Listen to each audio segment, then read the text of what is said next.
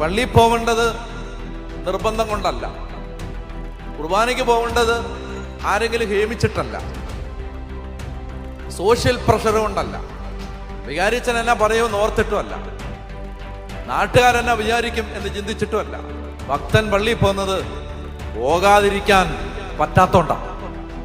മനസ്സിലായോ? അല്ലാതെ പോവാൻ ആരെങ്കിലും തള്ളിയോണ്ടല്ല. പ്രാർത്ഥിക്കുന്നത് കാര്യം നടക്കാനല്ല, ആപത്തൊന്നും ഉണ്ടാവാതിരിക്കാനല്ല.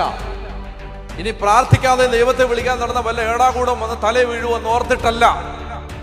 പ്രാർത്ഥിക്കാതിരിക്കാൻ പറ്റാത്തോണ്ടാ പ്രാർത്ഥിക്കുന്നത്. മനസ്സിലാകുന്നുണ്ടോ? ഇതിന്റെ പേരാണ് പുതിയ നിയമം. ഇത് നിങ്ങളുടെ തീരുമാനത്തിന്റെ ഫലമല്ല, ഇത് നിങ്ങളുടെ ക്യാരക്ടറാണ്, സ്വഭാവമാണ്. നിങ്ങൾ തീരുമാനമെടുത്തല്ല ദൈവത്തെ തേടുന്നത്, മറിച്ച് സ്വഭാവം അങ്ങനായി. ദൈവത്തെ തേടാതിരിക്കാൻ പറ്റത്തില്ല, ദൈവത്തെ കുറിച്ച് ഓർക്കാതിരിക്കാൻ പറ്റത്തില്ല, ബൈബിൾ വായിക്കാതിരിക്കാൻ പറ്റത്തില്ല. കാരണം അത്ര